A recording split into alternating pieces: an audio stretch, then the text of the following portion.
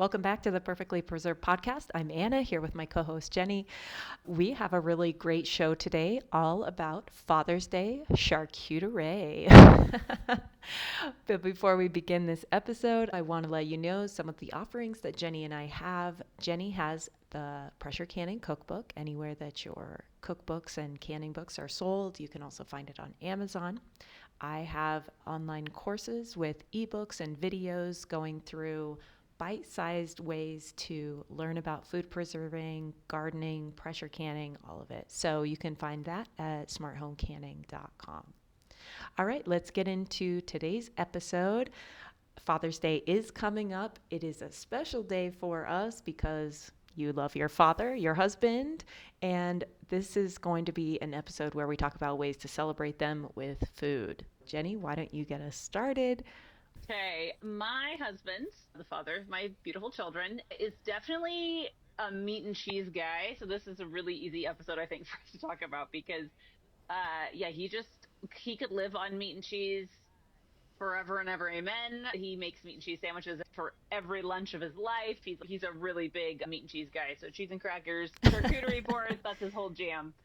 But if someone were to ask me what is a good preserve that you could make this week for a charcuterie board for Father's Day, I always say that a great go-to is hot sauce because it's not super hard to make.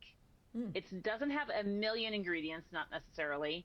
It's an easy preserve and you can do it in little tiny jars. So let's say you host a barbecue with, let's say, your spouse, a father-in-law or your dad, a neighbor, like you can have a couple jars to send home.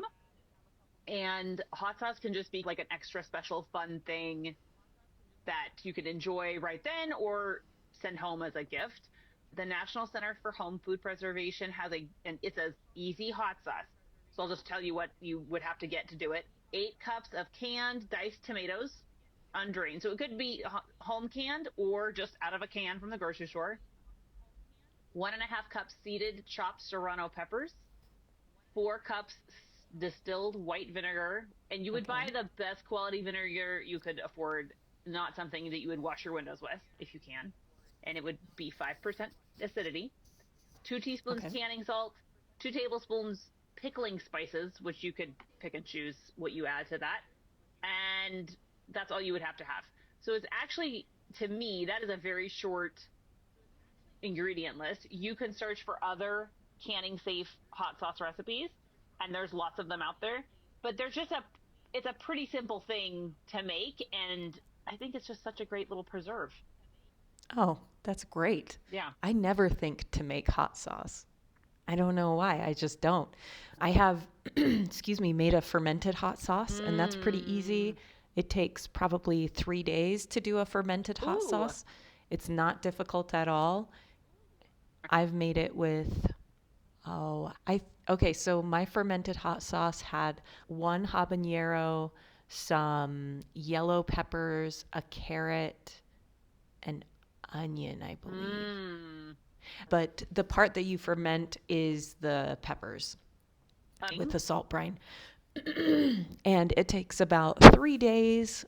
You'll start to see that lactic acid, like sweet fermentation process. The brine will get cloudy and it'll start smelling fermenty.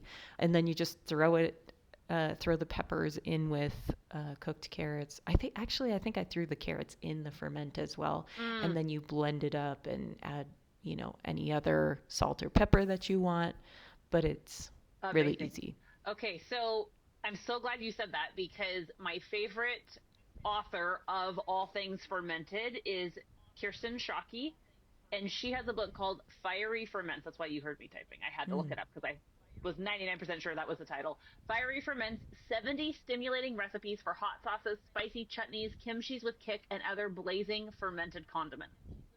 If the dads in your life or you aren't Ooh. spicy, I cannot say enough good things about Kirsten Shockey and her husband, Chris. They are wonderful people. They are not my neighbors, but they do not live a million miles away from me. They live just over the border in Oregon and in a beautiful place called Applegate. It's just very idyllic, and she is the real McCoy in terms of Mm.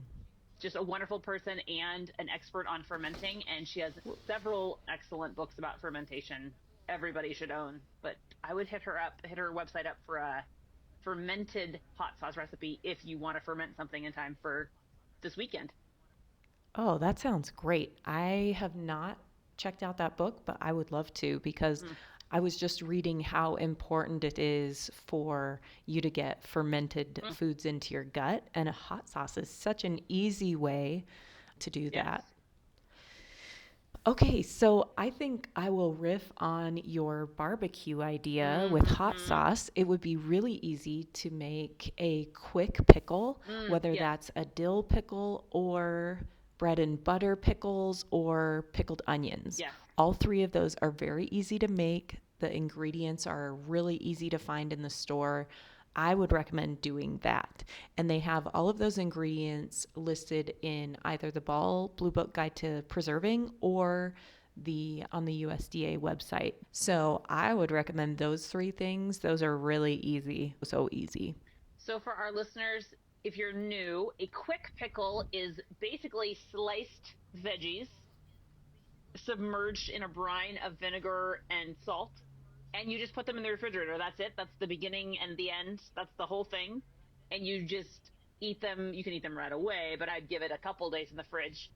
And they are just so easy, delicious. They will Hmm. live in your fridge for a long time. They are well preserved there as long as they're cold. And I think they're pretty magic for making a very crisp pickle. So if you want like very crisp pickled onions to go on your hot dog, your bratwurst, your hamburger, they are good and crisp but still pickled. Like I really like that. It's very tricky and Yeah. a little bit more finesse required to get a canned pickle that is crisp. We have several episodes about making pickles and how to get crisp, Yeah. how to get that holy grail of a crisp pickle. But a quick pickle, easy peasy lemon squeezy. And Yeah. if you're listening to this and it's, oh wow, I got to get ready for a few days from now, do it today and you will not be sorry. Yeah. And the great thing about a fridge pickle or what's called a quick pickle is that you have artistic license, right? Mm-hmm. Like you can add whatever herbs, flavors, spices, peppers. I love the flexibility Yeah. of a fridge pickle. You don't have to worry about botulism because it's just going straight into your fridge. It's not an anaerobic environment with Right. a closed lid. I made a half gallon of bread and butter pickles one time because I was like obsessed with bread and butter pickles at the time. And I'm not kidding, it lasted a year in my Oh, I fridge. believe it. I used a clean fork every time. And so I was not like introducing any bacteria from my hand or anything Mm-hmm. into the jar.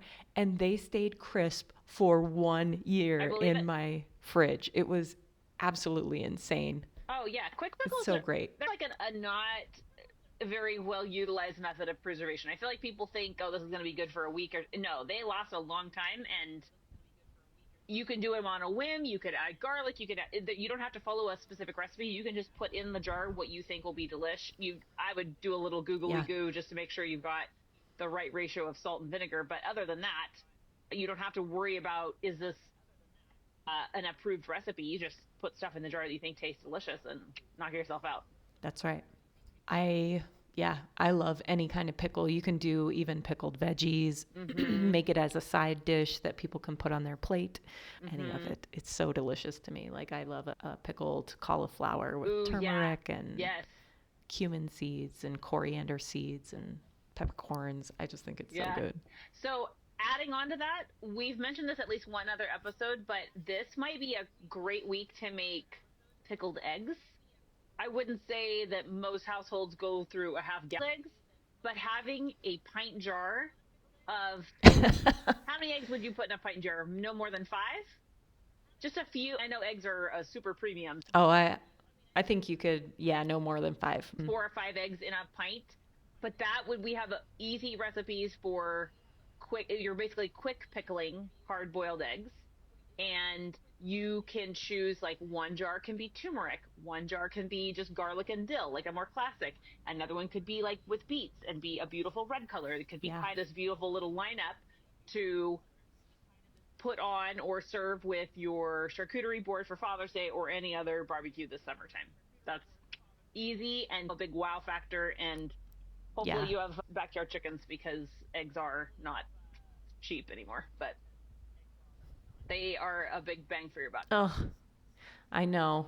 Way to rub it in, Jenny. Sorry. My chicks aren't going to be laying until August or September. Sorry. Oh, I wish. I wish they were.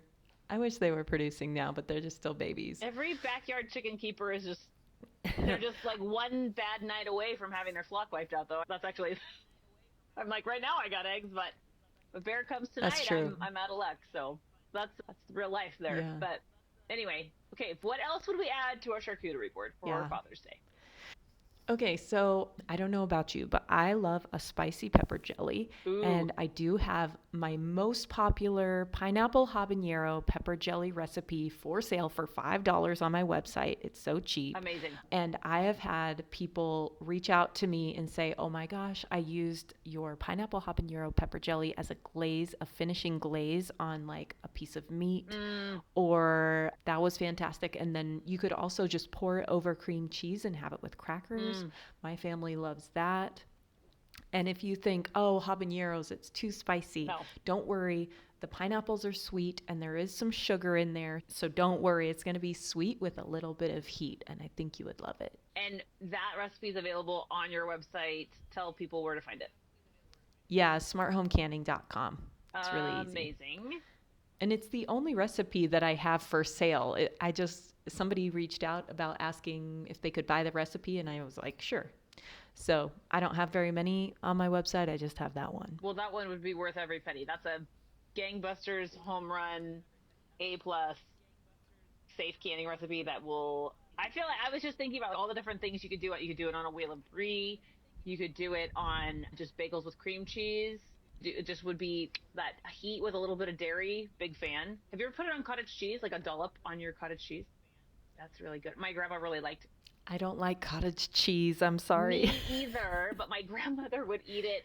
She's, oh, why wouldn't you eat cottage cheese? It's so Oh. wholesome. With pineapple, but pineapple with a little bit of jam like that would be delicious. There's so many good ways to eat that. That's Yeah, like making me hungry right now just that's thinking funny. about it. Yeah. Anything else for the barbecue? What else would we Oh, add? okay. So I don't make a batch every year, but every couple years, I like to make a batch of homemade canned ketchup and or barbecue sauce. It seems like a weird thing. Ah. I'll never forget one of my dear friends, my sister-in-law Nikki, was like, Jenny, why are you making ketchup? Ketchup's cheap. Now ketchup is not as cheap as it once was. And you can make really good Mm. ketchup, really good barbecue sauce. There are several recipes available. We'll link them in the show notes that are canning safe recipes that are really, you can find one that kind of suits whatever your favorite father loves, either spicy or like more rich and savory. So you definitely need to use a tested recipe if you're going to can Oh. this.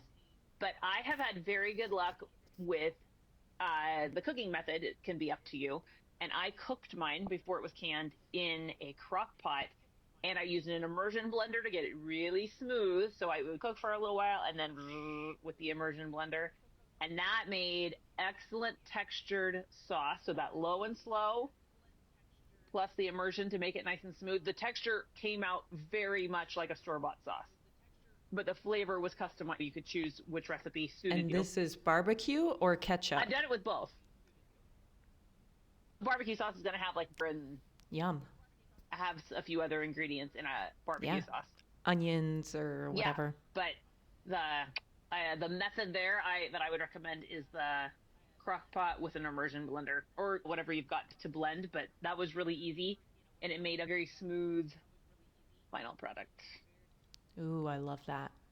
I love that idea. I love because it seems extra to make your own Yeah, barbecue well, it is. sauce or ketchup, but if the flavor is so much better, why not? Yeah, and it takes some time to prepare the tomatoes or whatever, but if you use the crock pot or a slow cook method like that, it's not that much hands-on time. It was a good satisfying it's a satisfying preserve, I think. And then if it were me, I would can it in half pints, like wide mouth half pints maybe, so that you could again share with friends or share because you probably don't need like a maybe you do a quart of ketchup. I don't know. I always prefer smaller jars for sharing. Yeah. Yeah. I like that idea too.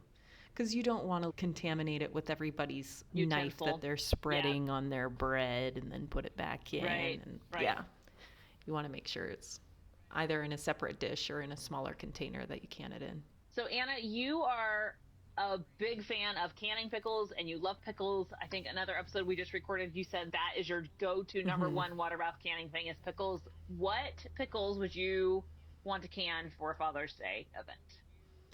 Oh, I definitely would do a quick pickle. I personally love a bread and butter pickle, but Mm-hmm. that's new. Like, I have been a dill pickle fan my whole Mm, life, but I just started liking bread and butter pickles.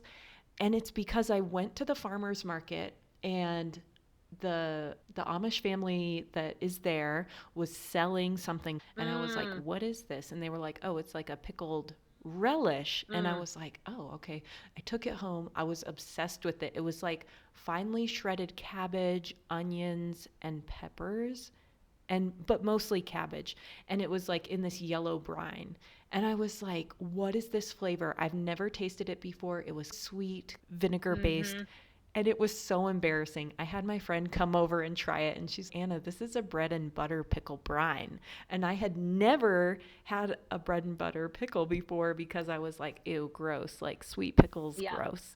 But now I like it. I would either do a garlic dill Yeah. quick pickle or a bread and butter pickle. Those are both such good classics. And I also did not like bread and butter growing up because I think the brand, I remember my grandma really liking them, but I think the brand she got was an extra sweet kind. I don't love them if they're super sweet, but I've Oh, never yeah, yeah. canned, I've never had a home canned bread and butter that was that sweet. I think most recipes are not quite that sugary sweet. One thing that I have that I was really pleased with, and I don't think everyone cans this, is relish, like a cucumber relish. And I'm thinking like to serve Yeah. like with hot dogs, barbecue or on a charcuterie setting.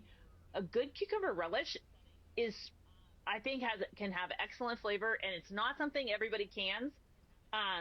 It's very popular in my area for people cucumbers called lemon cucumbers, which I don't know if the flavor really sings in a canned Oh, product. They're round and a little bit pale, and they are the shape and a little bit yellow yeah. colored, shape of a lemon and a little bit yellow colored, so the name fits. But they're just one of the squashes that are Hmm. super prolific in the summertime, and people will just like take sacks of them to the staff room. Please take home these lemon cucumbers, and those turned out really great in relish. And it's again, it's the preserve. Like you probably won't make it every single year, but if you made a batch and then had some on hand for Father's Day, I feel like that is a big win. If you guys were doing serving it, I don't know, for whatever you're doing for Father's Day, but that I like that as a preserve a lot. And was it a fridge pickle or you canned I it? canned it. And it turned out pretty good. I think it's because you expect a relish to be softer than a pickle. And it's chopped, so it is more of a spreadable Yeah. thing. I guess I like that the canning recipe pretty closely approximates, but was better tasting than a store bought version. Yeah. Yeah. And there's something to be said for making something that's like a zero waste, right? Like you don't want it to go to waste. And so you're making something delicious that you can eat. Right. I really was happy with those I've recipes. never used those in canning. Oh, they're good. Mm. They're good. They're just, they're probably a little bit too watery to make pickles out of. So I think they're just either you eat them fresh or eat them in salads or whatever. But in a preserve, if you have an abundance of those lemons, Uh-huh. those lemon cucumbers, they're great. I never would have thought of using lemon cucumbers for that, Mm, but it sounds great. it's great. Okay, so I was also thinking one of the traditions that we had in my family growing up is that we would make my mom, not necessarily my dad, because he always got up like way earlier than Mm, any of us, is that we would do breakfast in bed.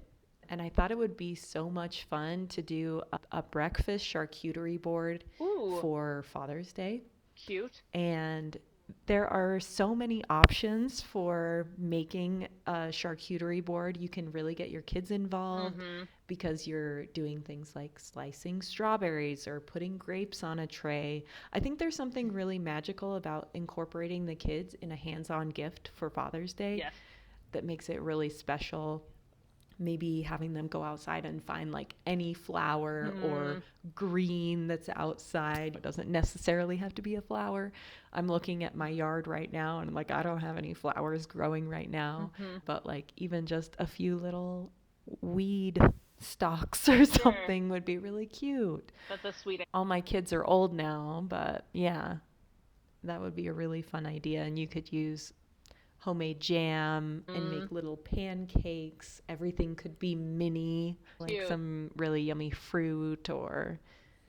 So my kids, I've tried really hard to help them learn how to cook a few things because it's very helpful to me, and I want them to be grown ups who can feed themselves. And I only have two I love kids, so that. it's not impossible Yeah. for me to achieve that. So they both are pretty darn good at making breakfast. Hmm. And what we could do is we could do French toast. My son can make very good French toast. He's 11 years old. He can make very good French toast. And then Yes. I have several good fruit syrups that I know my husband would enjoy, blackberry being one of them. So you could have some syrup that might have maybe been forgotten from last season. Or I feel like we always talk about preserving, but which is obviously the whole point of the show, but there's no harm in like just making a batch of syrup today for tomorrow or for something like this, and then you could always just refrigerate the remainder. Absolutely. That's totally awesome to Yeah. do too. I think that's so cute how including the kids and Yeah. helping them make that. I guess French toast isn't on a charcuterie board, but it could be. You could cut them into triangles, little wedges. Absolutely. That would be cute. Yeah. It would be so cute. Have them like cut up a banana slices and place Mm, that on there and some grapes and strawberries and then a little teeny pitchers. Yeah, yeah, little pitchers. a And you can collection. fill those with maple syrup or your fruit syrup. You have a Yes. It's one of the Oh, things that I collect that's because I think they're so adorable. cute and They they are. really are perfect. Obviously, yes. I this They're perfect for dinner parties no or notes. charcuterie No boards. notes. That's adorable. And frankly, more useful than the classic like grandma's tea set teacups. Teacups are a little harder to use. Like Yeah. I love a beautiful Yeah. tchotchke, a beautiful old thing. But I feel like teacups are hard. I have a lot of beautiful teacups that's Uh-huh. been handed down to me, and I don't have a way to use them that often. But a pitcher, haha, that is more useful. I appreciate that very much. Uh, Oh, actually, okay, so this is crazy. I just did a reel on Instagram. I shouldn't say just. I think it was in April. I just did a reel about how to use these like little glass teacups and you oh, could put skewers of grapes in there with some cute, fruit or yogurt on the bottom with some granola. Yeah. cute. So get that china out, Jenny. Just go ahead and use it. It's Oh, use it like a bowl, a really fancy teeny tiny tiny bowl. bowl. Where Anna and I are here to encourage you to use the nice antique stuff, use it and enjoy it. Okay, so on a charcuterie board, we also have meats and cheeses, smoked or otherwise. And I Yeah. wanted to remind you all, you may not have time to do this project before Father's Day, but what a fun gift or experience you could pursue. Anna took a class about cold smoking meat, did a whole Bacon. Yeah. episode about it. And I feel like many dads would be into the idea of smoking their own bacon or smoking their own meats. And that could be a really fun either find a class in your area and or score the tools that you need to do it, a book maybe. Anna, what would you get if you had to get this for a dad in your life? Ooh, the class that I attended, old metal garbage can, he had cut some holes into the sides and then he had a grate in it. It looked like something you would see in like a post-apocalyptic movie where you're trying to warm your hands Walking. over the top of a fire out of a garbage can, but and then he had some type of top on it and the smoke would come out the sides. You don't want it to be heated, right? Like it's a cold smoke, but I was able to find a little smoker, an electric smoker at the thrift store for $20 the next day. So I ended up using that and it was fantastic. It was really easy and Yeah, the process is a little bit finicky. Like, you don't want to do it in hot weather. You want to do it in like early spring. So maybe for next year, think about it. Yeah. Procure, I can't remember. I think it's a pork belly Yeah. that you make bacon out of. So find one from a local butcher or somebody with pigs. And I recommend going to a class or finding a reputable source to teach you how to do this. And then, yeah, it was a really interesting class. It was really cool. Mm. So that is definitely extra and over the top. Yeah, but also like an experience, and it's fun and it's good food, and I feel like that's Yeah. the bacon. I ate Anna's bacon, bomb, so delicious. And then you also smoked salt, which is such a great. I just feel like that is. I'm just really into the smoked flavor. It's one of my Oh, faves. yeah. And the smoked salt was really excellent. Just a few little grains gave a whole lot of flavor. It was really delicious.